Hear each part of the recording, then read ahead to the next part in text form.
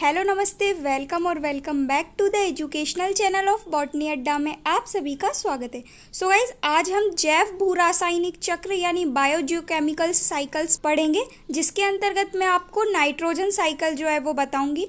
इससे पहले हमने इकोलॉजी चैप्टर जो है वो कंप्लीट कर लिया है। उसके अंतर्गत आने वाले जितने भी इम्पॉर्टेंट टॉपिक हैं सभी की मैंने वीडियो ऑलरेडी अपलोड कर दी है। सो हमारे जितने भी न्यू स्टूडेंट हैं वो चैनल पर जाकर चेक कर सकते हैं, या फिर उसकी जो लिंक है मैंने डिस्क्रिप्शन में डाल दी, आप वहाँ से भी देख सकते हैं। ठीक है, तो आज हम एक न्यू टॉपिक को कवर करेंगे जिसका नाम है बायोजियोकेमिकल्स साइकिल यानी जैव भू रासायनिक साइकिल्स।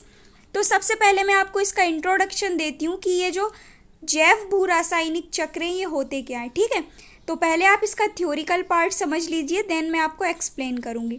सो देखिए, जीवधारियों के जीवन के लिए अनेक तत्व आवश्यक होते हैं। पौधे मिट्टी में से जल के साथ साथ विभिन्न खनिज तत्वों का अवशोषित करते हैं। कुछ तत्व जैसे कार्बन, हाइड्रोजन, ऑक्सीजन, नाइट्रोजन आदि गैस के रूप में तथा हाइड्रोजन एवं ऑक्सीजन जल के रूप में पाए जाते हैं और ये तत्व पौधों के द्वारा ग्रहण किए जाते हैं। जो जीवधारी होते हैं उनके जीवन में काफ़ी सारे जो तत्व हैं वो प्रेजेंट होते हैं। ठीक है, और काफ़ी सारे तत्व जो हैं वो आवश्यक होते हैं। तो जीवधारियों के जीवन के लिए काफ़ी सारे जो तत्व होते हैं, एलिमेंट होते हैं, वो आवश्यक होते हैं और उनको ये जो तत्व हैं वो मिट्टी से प्राप्त होते हैं और ये जो हाइड्रोजन और ऑक्सीजन ये जल के रूप में उन्हें प्राप्त होता है। ठीक है, और ये सभी तत्व पौधों के द्वारा ग्रहण किए जाते हैं, यानी पौधों को खा लेते हैं और पौधों से खाने के बाद जीवधारियों को मिल जाते हैं ये तत्व। ठीक है, इसके बाद है इसके पश्चात आहार श्रृंखला यानी खाद्य श्रृंखला, जो कि एक रेखिक क्रम में एक दूसरे से कनेक्टेड होती है। इसके पश्चात आहार श्रृंखला द्वारा ये तत्व विभिन्न जंतुओं में प्रवेश करते हैं। जीवित जीवों के संगठन में प्रवेश करने वाले जीव मंडल यानी बायोस्फीयर में चक्रीय पथ में वातावरण से जीवों में तथा जीवों से वातावरण में परिसंचरित यानी सर्क्यूलेटेड होते रहते हैं। इन्हीं चक्रीय पथ यानी सर्कुलर पाथ या रास्तों के चक्रण को जैव भू रासायनिक चक्र या बायोकेमिकल साइकिल कहते हैं। सो क्या हुआ, प्लांट्स को खाया एनिमल्स ने तो एनिमल्स के पास चले गए, फिर एनिमल्स की डेथ हो गई तो डेथ से ये भूमि में चले गए, भूमि से पुनः पौधों में चले गए, फिर पौधों को खाया एनिमल्स ने तो एनिमल्स में चले गए। देन इस टाइप का एक चक्र बन जाता है जिससे सभी जो तत्व होते हैं वो एक दूसरे के पास जाते रहते हैं चक्र के माध्यम से और ये चक्र जो है वो चलता रहता है। ठीक है, तो इसी चक्र को कहते हैं जैव भू रासायनिक चक्र या बायोजियोकेमिकल साइकिल या सर्कुलर पाथ या रास्तों का चक्रण। ठीक है, तो यही होते हैं, इतने सारे इसके नाम होते हैं। अब मैं इसकी एक पर्टिकुलर डेफिनेशन बताती हूँ आपको, इसकी परिभाषा जो कि आपको याद करनी है। सो देखिए, जीव मंडल यानी बायोस्फीयर में प्राणियों तथा वातावरण के बीच रासायनिक पदार्थों का आदान प्रदान की चक्रीय गति को जैव भू रासायनिक चक्र कहते हैं।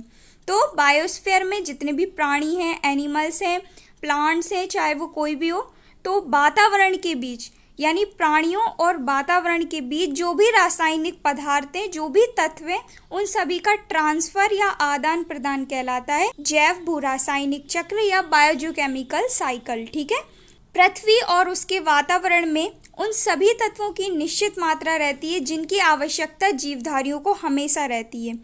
इन्हें जैविक घटक और अजैविक घटक कहा जाता है। ठीक है, तो जैविक और अजैविक घटक वही होते हैं जिनकी आवश्यकता जो है वो जीवधारियों को हमेशा रहती है।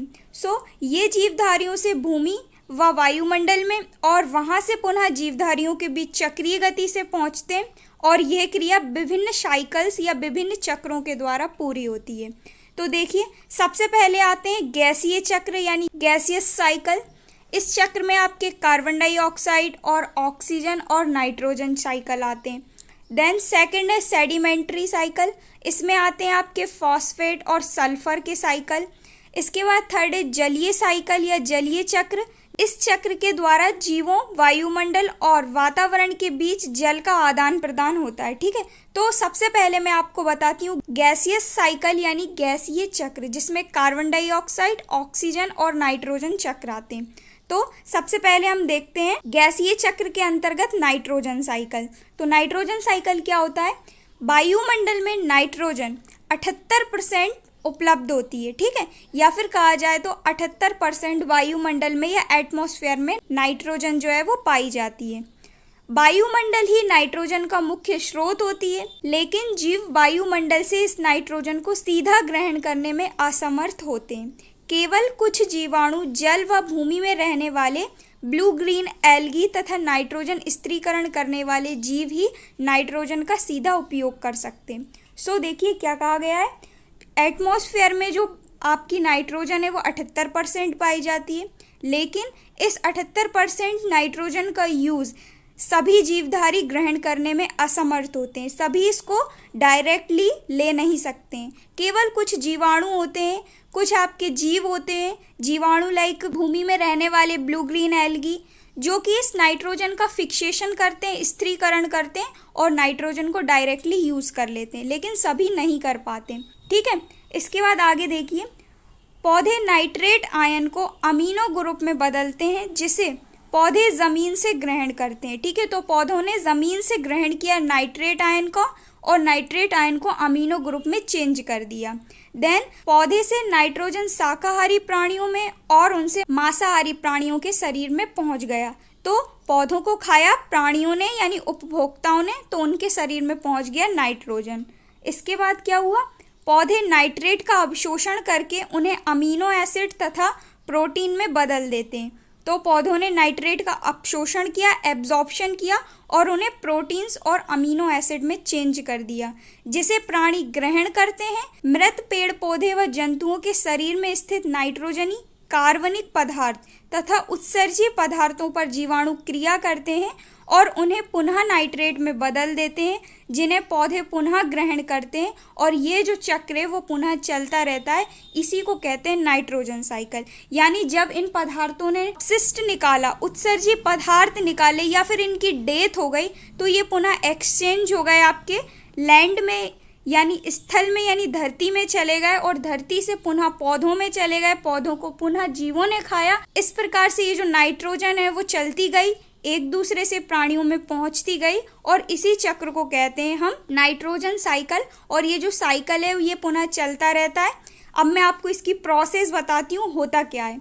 सबसे पहले N2 यानी नाइट्रोजन का स्थिरीकरण हुआ यानी फिक्सेशन हुआ नाइट्रोजन का, फिर नाइट्रोजन में चेंज हो गया। देन नाइट्रोजन जो है वो अमोनिया और अमोनिया आयन में चेंज हो गया। ठीक है, सबसे पहली स्टेप में यही होता है। देन सेकंड स्टेप में नाइट्रीकरण हुआ अमोनिया या अमोनिया आयन का, देन अमोनिया में चेंज हो गया, फिर अमोनिया जो है वो नाइट्राइट में चेंज हो गया और नाइट्राइट जो है वो नाइट्रेट में चेंज हो गया। ठीक है, देन थर्ड स्टेप में अमोनीकरण हुआ, अमोनीकरण से मृत पदार्थ में चेंज हुआ। मृत पदार्थ जो कि जंतुओं का अपशिष्ट होता है, लाइक यूरिया यानी मूत्र वगैरह उनका, और यूरिक एसिड।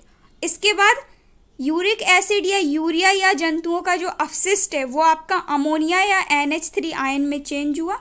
इसके बाद क्या होता है, अधिकांश अमोनिया वातावरण में मुक्त हो जाता है, शेष का नाइट्रेट्स नाइट्रीकृत सेकंड स्टेप में हो जाता है। तो काफ़ी सारा अमोनिया जो है वो वातावरण में पहुंच जाता है और जो बचा अमोनिया है उसका नाइट्रीकरण हो जाता है सेकंड स्टेप में, जैसा कि मैंने आपको बताया नाइट्रीकरण हुआ अमोनिया में।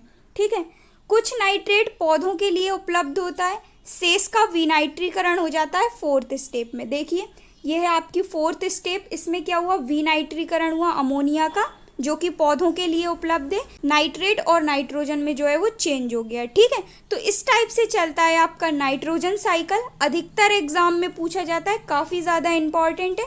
पर्टिकुलर तरीके से आप इसके नोट्स बना लीजिएगा और इसका जो भी अच्छा सुंदर सा डायग्राम है वो मैं आपको कम्युनिटी में अपलोड कर दूंगी। सो देखिए ये आपका नाइट्रोजन साइकिल है, थोड़ा सा ब्लर आ रहा होगा लेकिन इसका जो भी अच्छा सा साइकिल है वो मैं आपको कम्युनिटी में अपलोड कर दूंगी। आपका जो टॉपिक है वो क्लियर हो जाएगा।